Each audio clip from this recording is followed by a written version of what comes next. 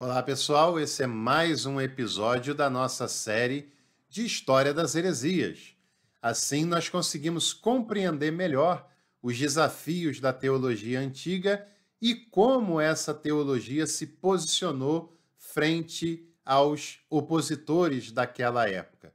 E hoje eu vou falar com vocês sobre uma heresia que até os dias atuais possui milhões de seguidores. Quer saber que heresia é essa? Então fica comigo até o final, não perde nada, que hoje nós vamos falar sobre isso.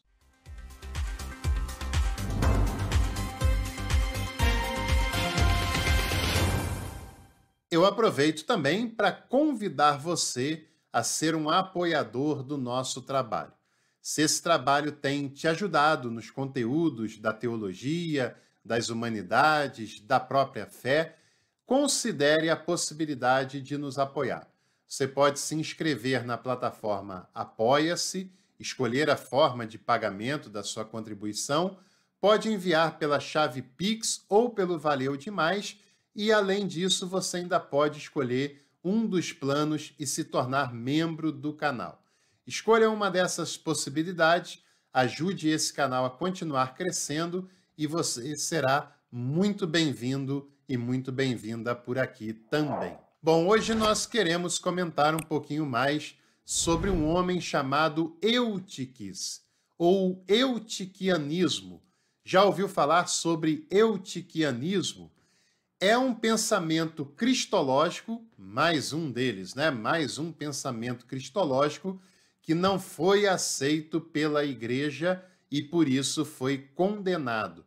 E não foi condenado em qualquer conversa, não. Foi condenado num concílio ecumênico.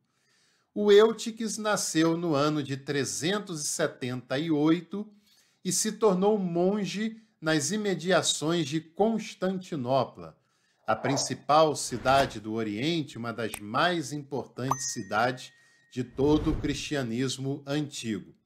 Eutiques foi amigo de um grande personagem, o Cirilo, bispo de Alexandria. E ele, consequentemente, né, por conta da sua amizade com Cirilo, com outros personagens importantes para aquela época, se tornou alguém muito influente no ambiente tanto eclesiástico quanto político. O Eutiques havia se tornado um ferrenho opositor dos hereges, principalmente dos nestorianos. Agora, toda essa defesa da fé do Eutiques também tem a ver com esse elemento que eu falei anteriormente. Ele crescia na sua influência política, religiosa naquele cenário, naquela época, e ele também queria mostrar um certo serviço, né? Também queria se consolidar como um grande defensor da ortodoxia. Desde aquela época tem esses que querem ser os defensores da fé, na verdade são apenas carreiristas, né? São apenas pessoas querendo garantir algum lugar ao sol dessas hierarquias eclesiásticas, né? O Eutiques ensinava que depois da união das duas naturezas divinas na pessoa de Jesus, a natureza humana era absorvida totalmente pela natureza divina e que só sobrava depois da encarnação a natureza divina de Jesus. Ele queria combater o nestorianismo, né? O nestorianismo, que eu já falei em outros episódios por aqui, ele cindia as duas naturezas de Jesus, deixando separada a natureza humana e a natureza divina. A igreja, no Concílio de Calcedônia, afirma que não é assim, não é dessa maneira que se procede e que Jesus tem duas naturezas que são inseparáveis, né? Isso é falado lá no Concílio de Éfeso, em 431. Inclusive, Maria é considerada Theotokos no Concílio de Éfeso, né? E o Eutiques começa a dizer que depois que há a encarnação, só resta uma única natureza, a natureza divina. E esse pensamento vai ser chamado de monofisismo. É a negação de uma natureza de Jesus, a humana, E cá entre nós também, né? Até hoje, a maioria das pessoas de várias igrejas diferentes falam muito mais de um Jesus divino do que de um Jesus humano. Parece que na mente de muita gente o que está presente é o ensinamento do Eutiques, né? De que só há a natureza divina em Jesus de Nazaré, e aí perde-se muito conteúdo, perde-se o discipulado, perde-se a crucificação, a sua ressurreição, mas esse era o pensamento defendido pelo Eutiques. Alguns partidários do Eutiques tentaram emplacar o seu nome como o futuro patriarca de Constantinopla, mas esse intento foi por água abaixo e não deu certo, e o Eutiques não foi eleito patriarca de Constantinopla. Ele deve ter ficado um pouco doído com essa escolha que não lhe favoreceu, e ele começou a se juntar com o patriarca de Alexandria e a perseguir aqueles que eram opositores das suas ideias. Até que o patriarca de Constantinopla, eleito em detrimento do Eutiques, o denuncia como aquele que praticava heresia. Ele é denunciado e essa denúncia recebe o apoio do Papa Leão Magno, do bispo de Roma, que escreve uma carta mostrando qual era a cristologia ortodoxa e, consequentemente, por que o Eutiques se encaixava como um herege, né? E a sua ideia não poderia ser levada adiante. Depois disso, Eutiques ele foi deposto do cargo de abade que ele ocupava e, posteriormente, foi condenado, né?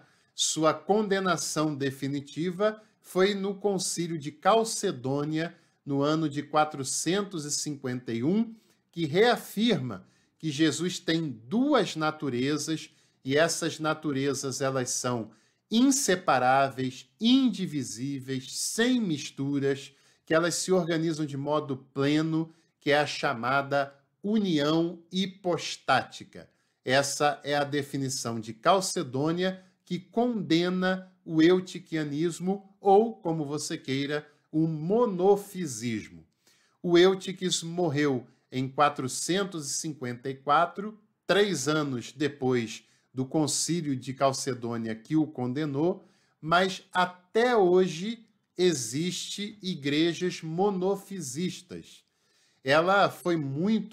Esse pensamento, né, ele foi muito abraçado pela igreja no Egito, pela igreja copta, por igrejas na Síria, por igrejas na Armênia, o que também tem a ver com uma questão social, porque essas regiões foram independentes, depois dominadas pelo Império Romano, e muitas vezes a fé era imposta por essas populações, nessas localidades, e também a adesão de um ensinamento que não estava ligado à sede de tudo isso, né? Também era uma maneira desses povos protestarem, desses povos manterem algum tipo de autonomia.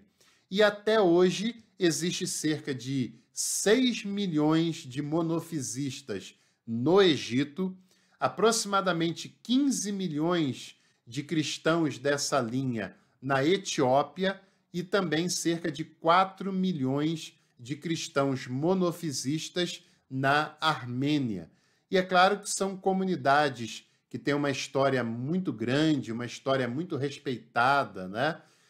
Comunidades que têm liturgia, reflexões teológicas de grande refinamento, e é claro também que a gente usa essa expressão de heresia considerando os postulados oficiais da teologia cristã ao longo do tempo, e a gente já falou também diversas vezes que muitas vezes a heresia depende do lado político em que a pessoa estava. Mas no caso do eutiquianismo, considerar que resta apenas a natureza divina e que ela absorve a humanidade de Jesus, de fato, é um empobrecimento de tudo que representa a vida humana, a encarnação, o discipulado, a crucificação, ou seja, toda a história vital de Jesus de Nazaré, o Verbo que se encarnou e habitou entre nós, e esse ensinamento não pode ser desprezado de maneira nenhuma. Se você gostou de mais um vídeo da série de História das Heresias, não se esqueça de curtir, de se inscrever no canal e também de compartilhar esse conteúdo entre os seus contatos. Em breve, a gente volta para tomarmos mais um café com teologia. Até lá!